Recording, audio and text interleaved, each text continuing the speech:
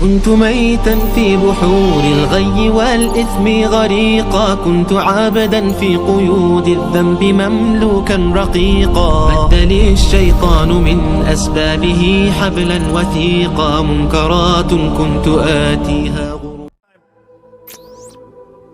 When everybody had gone to sleep, a man gets up, he turns on the TV. All of his family are deep asleep, and he watches something that's not appropriate. All of a sudden, a door opens and his daughter comes out, and she just barely learned how to talk. She looked at her father. Her father tried to rush to the TV and the remote to turn off.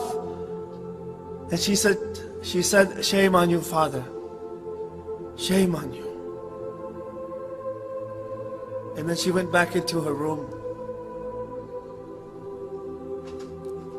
And so that man, after turning off the TV, those words resonated in his head. Shame on you, Father.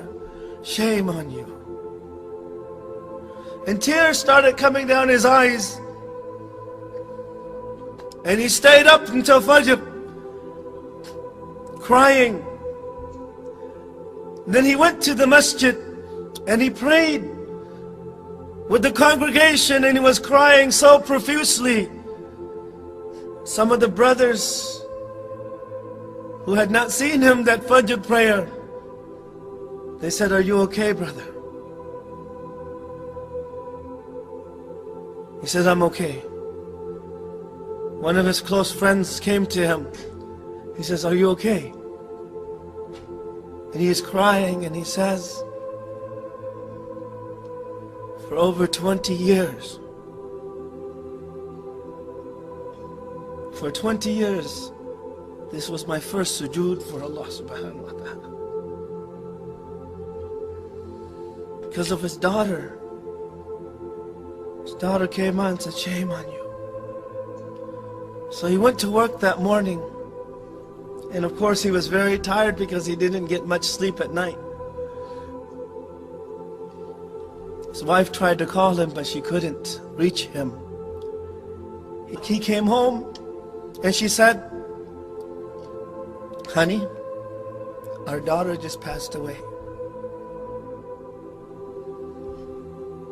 His daughter passed away. And those words again came, the last words that she heard were, "Shame on you, Father. Shame on you." The whole day, those were his last words.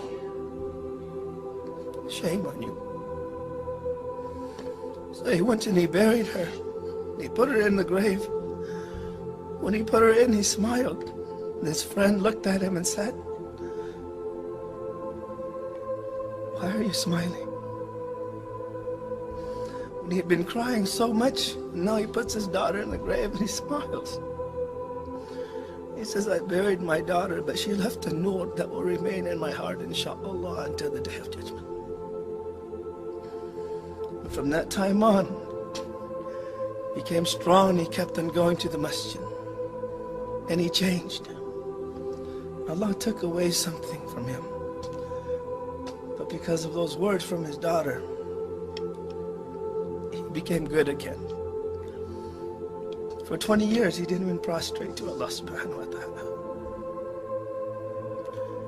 Shame on you. All of us,